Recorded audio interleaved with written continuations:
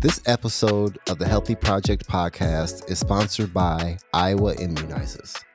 Iowa Immunizes is a pivotal coalition spearheaded by dedicated individuals and organizations across Iowa, united by a singular mission: to bolster immunization rates across the state, ensuring every Iowan, regardless of age, has access to life-saving vaccines. To learn more about Iowa Immunizes, please go to the website at www.iowaimmunizes.org. Now, let's get into the show.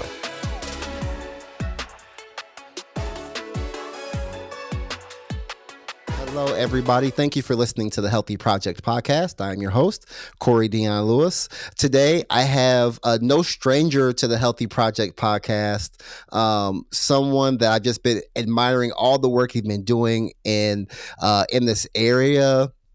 Really great information online and just great work in general. I have Dr. John Whyte, Chief Medical Officer of WebMD. Dr. Whyte, thank you so much for being with me today. I really appreciate it. Well, thank you, Corey. As I said before we started, I was excited to get the invitation from you. So it's a mutual admiration society. I admire all the work that you've been doing in this space as well. Awesome. I appreciate that. So, I really wanted to talk to you because, in the beginning, 2020, you had a great video series. I don't know if it's just a video series or if it was a podcast as well. I remember seeing it as a video series. Yes, that's right. With coronavirus in context. Am I saying that correctly? That's exactly right. Interviewed over 400 guests over almost a 2-year period. And the first 250 were year one. Yeah, and it was just some really good information because a lot of people didn't know what was going on, and it was a great resource to kind of understand what was going on at that time. And then I had you on to talk about how to manage that during the holidays. But now it's been some time since then, and I'm sure you maybe kind of feel this. People are kind of like, COVID, what's COVID? What happened? What? It just kind of went back to normal, I guess, in a lot of people's minds. So, I would love to get your thoughts on, where, in your mind, where COVID, where the coronavirus, where that is now in 2024. You're exactly right. And somehow I feel there was kind of this shift in people's thinking. We're early on. And that's why we were doing 4 or 5 interviews a day, just trying to get people the best information that we had at that time. Now, what we've learned is sometimes that information was not as accurate as we might have liked, right? Science changes. It was a rapidly evolving, science. And some people got upset about, first you said, don't wear masks. Then you said, do wear masks. And, how much safety is there in terms of data around the vaccine? So people started to lose trust in science. If you remember, at first, Dr. Fauci was very well respected. And then by the end, people were questioning what his motivations were. So that's unfortunate. But what I can say is, I'm someone who still sees patients. I just saw 2 patients that tested positive for COVID last week. Wow. Now, the good news is that people often aren't as serious in terms of the infection, that they don't have to be hospitalized. We still see some of that, particularly with elderly population and immunocompromised, but it's still no walk in the park. People don't feel great. It can have an impact on your lives. And it's still something that people have to be aware of.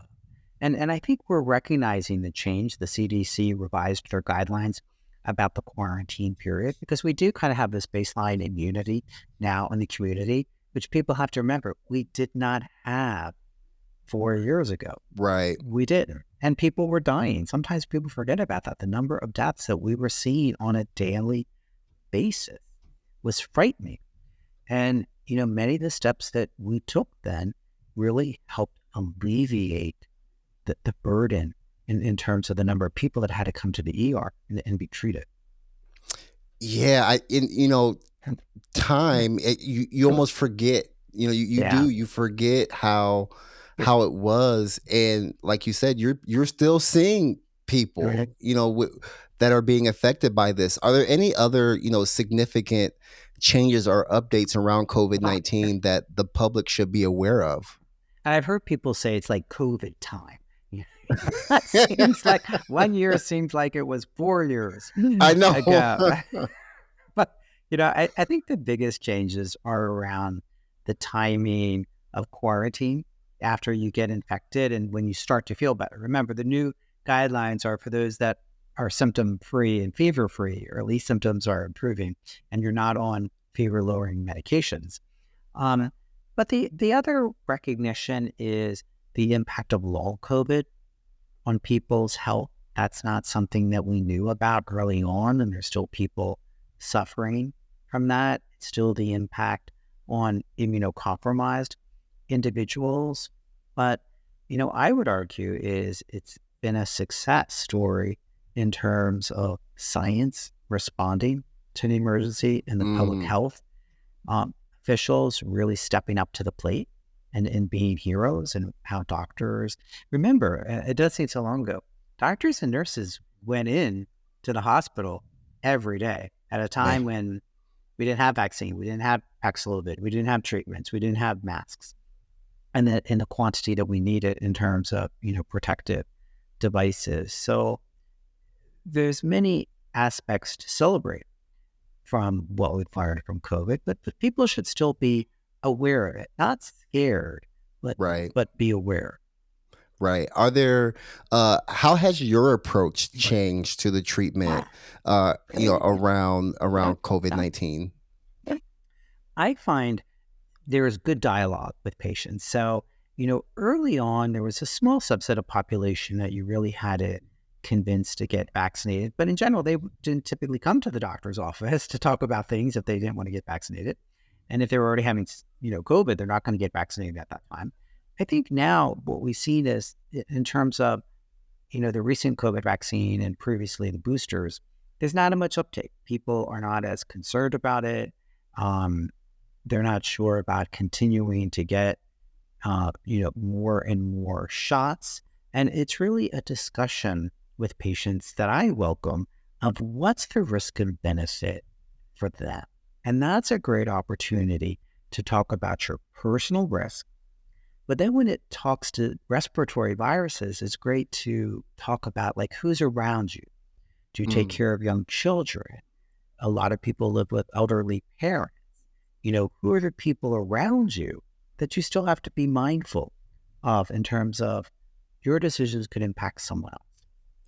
So it's right. great to have those discussions with patients. And, we're always pressed for time, but I welcome those conversations, and we have to have those conversations. It's really becoming a little bit like flu vaccine, whether or not Mm, you get vaccinated. right. And you brought up children, which I know within my circles, that's a hot Mm-hmm. debate around getting the topic of Sure. vaccination for COVID-19 and children. What is the current stance of medical professionals, on this Yeah. when it comes to children and vaccination for Right. COVID? And I'm not a pediatrician. I'm an internist. I only treat adults, but I do have children. And I think, early on, a lot of parents certainly did that first series of 2 shots. Remember, that's what we used to talk about, to be Mhm. considered fully vaccinated. But then recognizing that COVID doesn't impact as many children as other age groups in terms of that these were new mechanisms of vaccination, the mRNA vaccines, although it wasn't a new technology, and that parents had concerns, rightfully so, and had to make individual decisions based on their family, whether or not they wanted to continue to vaccinate their children. And I think that's still the discussion now. I mean, certainly if kids are immunocompromised, that's a different story. That's for Mm, lots of diseases, not just for COVID. But I also think, Corey, what we've seen is think about what happened a year ago with RSV, right? We're not talking COVID, just other viruses. Think right. about those years where we've had bad flu season, right? So the principles that we have to talk about as it relates to COVID impacts other respiratory viruses as well. Right. No, that makes a lot of sense. Um, something that I kind of saw when I was, looking before we had our Mhm. conversation today was the vaccine accessibility and cost. That kind of came up in Yeah. some of my research around that, and that's something where I have the privilege to not really worry about. I have great insurance. When it's I get Mhm. the email, hey, it's time for your vaccine. I just go copay, boom, done. Mhm. But do you feel like there is a lot of concern for people out there, and what are some of your thoughts around the accessibility and maybe the affordability of the vaccine? I think it's a real issue. Remember, early on, we said the government would cover it. Absolutely. Then it became, well, your insurance should cover it. And then government insurance would kick in if you could. And then Right. they could charge an administration fee if they needed to. So luckily that today, still with COVID vaccination, it's covered by insurance, almost all of them. And then if you're not insured, there's mechanisms to cover it, but it shouldn't be this hard, Corey. And I'm not sure if that's going to persist over time. I mean, luckily, in terms of vaccinations in general, for school-age kids, there's lots of opportunities at schools to qualify, even if you can't afford the opportunity, because we know that we should, be protecting our children. So affordability as it relates to vaccinations can be a challenge. Absolutely. Um, I want to kind of go back a little Mhm. bit because, and I would love to understand your thought or hear your Yeah. thoughts on this. Whenever I have conversations or again Sure. researching about COVID, some of the same um, I would say talking points come up from back in 2020, 2021, and it's like, well, and you said it very clear. We have all the research. Yes, there were some times where, as you're going through research, things change, right? Mm-hmm. That stuff kind of happens. Are you still hearing some of the same kind of misconceptions around COVID-19 now that you were hearing back in Now, 2020? honestly, Corey, I'm glad you bring this up because I think many of these misconceptions are starting to reemerge. So let's look at, even several months ago where we start to see some instances of young athletes having a heart issue. You could not look on social media and not see someone saying something, oh, I wonder if, he had been vaccinated for COVID, thinking Yep. that, it's the COVID vaccine, because there was an incidence of myocarditis, completely different medical condition than what some of these athletes were experiencing. And if you actually look at the data, we see decrease in instances of heart issues in young athletes, but people didn't want to be bothered by the data. I kid you not, a friend of mine, not in the medical field, said 2 weeks ago, he's like, I heard there's a lot more heart issues nowadays going on from the COVID vaccine. And I'd written a book on heart disease and it recently came out. So he asked me if that was in the book. I said to him, no, that's not what we're seeing. There's no data. And he meant it like, oh, like, I was like, no, that's not what we're seeing. And then a lot of discussion of people are saying, well, you were wrong about masks. You were wrong about this. And part of the challenge is, remember, back at that time, we were trying to keep people safe. And some of the assessment of science in terms of early on has changed. And that doesn't mean that people had malintent. That just means based on the evidence that they had at the time, they made the best decision. And that's often what we see with science. And unfortunately, I think it's led to still a lot of conspiracy theories that are out there. The concern that, COVID vaccine causes COVID or these other issues. So it remains a challenge, and it goes to the broader concept where we really now have a distrust of science, a distrust of CDC, a distrust of FDA, which I would argue in some ways has grown, not decreased. And that's where there was this change at some point during the pandemic that I think people were tired of it and wanted to be enough's enough. And it's just some of the decisions may not have been best when we look, in hindsight, but remember what we were dealing with at the time.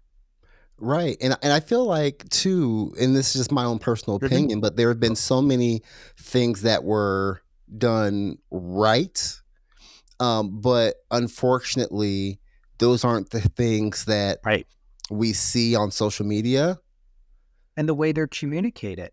Corey, Yes. look at what we're seeing in terms of measles and how we're having a resurgence of measles and we're having outbreak of measles. There was just a article recently about how other people were infected that from an unvaccinated child that came into the emergency room, right? So you're exposing other people to harm. And to think that somehow the vaccines for measles don't work, we have an extensive, Right. extensive, body of evidence to support that. And I wish we had better dialogue. Sometimes, Corey, I think doctors talk down to patients. And we saw that during the pandemic, that somehow if you don't get vaccinated, you're not educated, you're not smart, or you're being ridiculous. And that was the wrong way to approach it. It was to talk about their concerns, to understand their concerns. And maybe that is the decision that they made that day, but maybe you could revisit it later. And everyone was rushed for time and everything, and still in the doctor's office. And sometimes I think if people don't agree with us, then it's automatically confrontation on either side. And we really have to say, well, let's look at some of this information. For me, I worked at FDA, as you know. I looked at the advisory committee. It was all online. I looked at the data. Not that I necessarily understood all of it, but I was willing to look at the numbers, right? I was willing to look at the outcomes. And I wish more people did that rather than listen to some influencers who didn't have all the details. But there really is kind of this underthing like, oh, I wonder if that was from COVID. Or people are saying there's more cancer cases. I wonder if that's from COVID. It's yes, because people didn't go get screened. That was the reason. And any increase I find, in cancer rates or other diseases, people are like, that's because of COVID. Someone said to me the other day, a patient, he said that he was having more gas and he was, I have young children, so I'll say tooting a lot. And I kid you not, he said to me, maybe that's from COVID. Oh, The vaccine. And I'm like, okay, first of all, you were vaccinated a while back. Like, I don't think that's it. Like, I think it could be your diet. I think it could be other things. But that's where we're seeing, Corey, more and more of that. And he probably read it somewhere. But everything is attributed now, oh my to the gosh. vaccine, instead of thinking that it has kept many people alive. Right. And that's what I was going at. There were so many things that were great and there were so many lives that were Yeah. saved. But unfortunately, if you were to go onto TikTok or, insert social media platform, you weren't seeing a lot of those stories of No. like how it was helpful or how it helped, a family or whatever the story may be. And remember, at the beginning, people were clamoring for it.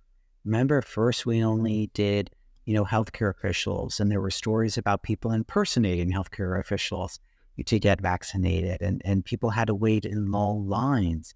And think about how many of those people did well because of that vaccine. And we can't, forget that. I think, unfortunately, sometimes our government agencies, our scientific agencies, public health agencies aren't always the best communicators because they want to parse everything so carefully, use a parlance, a language that most people don't use or understand, and then think, well, they're just going to do it because CDC said it or FDA said it. That's not how it is anymore. You really have to have that effective communication that is culturally sensitive, that addresses the concerns of people and not to be dismissive of it. And then also No. to be out there promoting the right messaging rather than letting, the conspiracy theorists, dominate the airwaves and social platforms. Yeah, you make a very good point, Dr. Whyte. I think people more now today, they want to be advocates for their health care and they're Yes. just not going to automatically take what the provider says as Bible. You know what I mean? Mhm. They're going to ask questions, and they're going to do some of that. And if they don't understand it, sometimes, not all the times, but Then sometimes they may take that as, oh, I don't believe them, because yeah, they don't even know what the that's right. doctor's really trying to say. And the challenge now with the social algorithms are it's going to feed you up what you've already been getting. So that's the problem, because then when you look on your social feeds, it's going to be other people that also might have those conspiracy theories, or also that are searching, all these deaths are relating from the COVID vaccine. And that's the challenge with some of these algorithms. Mm-hmm. Exactly. Well, I can't say any Mm. more than that. That's the truth. I want to be mindful of your Sure. time, Dr. Whyte. But what I want to finish with is, um, it's been a little over 4 years. Where do you see, what's the future regarding COVID-19? Is it going to be where people see it just as the flu? Are there any promising developments? And what's your opinion, on that? I think we're going to see it kind of lumped together with respiratory viruses in general.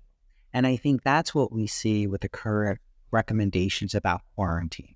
So, how you manage COVID is going to be the same in some ways as influenza, or, RSV, or other respiratory virus. So I think we're still going to be talking about the importance of hand washing. I think there's a baseline, endemic amount of COVID in the community. So there is some baseline protection, but I think variants are going to continue to change. So I do think we'll still see this probably annual booster or or booster vaccine, as we do, with the flu vaccine. It might not be a booster, because technically the booster refers to a certain way that it's formulated, as opposed to addressing the new variants. So I think COVID is going to be around for a while, but it's not going to have the scourge on society that it had for many years. And that's a good thing. But we're still going to be talking about it, and people are still, going to get it and be aware of it, but they're not going to be scared of it. It's not going to be treated as an outlier. It's going to be treated as these other, respiratory viruses. I actually think that can be a good thing for it. So it's not being, separated out, right? So there's people that don't like to get the flu vaccine, that don't believe in the flu vaccine, that have misconceptions about the flu vaccine. Right. I think it's going to be the same as COVID, but what we're trying to do is minimize deaths from flu, and people die from flu, particularly the elderly. We're going to try to minimize deaths, from COVID, in the future.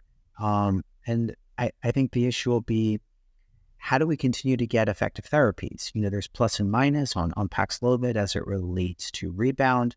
And I think we have to continue to explore, how do we treat COVID and other respiratory viruses? And I think the longer discussion, no pun intended, is going to be around long COVID and what we're seeing from there, and how that can have an impact on people's breathing, and mental faculties. Yeah. I know that was my last question, but Sure. long COVID, what are some of the things that people are experiencing from long COVID? And I personally know one person who has experienced that, where they haven't been able to taste for almost a year. Yeah, there's the aspect of taste, and hopefully for most people the taste will come back. But as your friend probably told you, it really is a horrible feeling, and it impacts their quality of life not to be able to taste. Someone said they knew they were getting better when they could smell coffee again. So I thought that was a good sign too. But part of it is breathing. A lot of people who never had problems breathing might have a persistent cough, or they continuously get short of breath, and they don't have asthma, they don't have COPD, but they have some damage to their lungs that's making it harder for them to have their normal breathing and their right oxygenation. But it's also this brain fog that people talk about, how it's impacting their cognition, impacting their ability to be in the moment. One patient said to me, it's kind of like a menopause symptoms in terms of their brain and their body, and they're continuing to experience it. And that's part of the challenge. We don't always have good biomarkers. That's kind of the common thing that we look for nowadays in labs. And, we don't necessarily have the best treatments yet. So NIH is pouring a lot of money into studying long COVID, and hopefully we'll be able to provide people with some relief soon. Right. That's great. So so there is kind of light at the end of the tunnel, maybe, like, for some people. Sure. Awesome. Well, again, Dr. Whyte, thank you so much for your time and for your insights on this. For those that are listening or watching that want to connect with you and see all the things that you're doing, where can they connect with you at? Sure. They can always find me at WebMD, and all my social handles are my name, Dr. John Whyte. Awesome. Again, Dr. Whyte, thank you so much for being here. And everybody, thank you for listening to the Healthy Project podcast. I'll holler at you next time.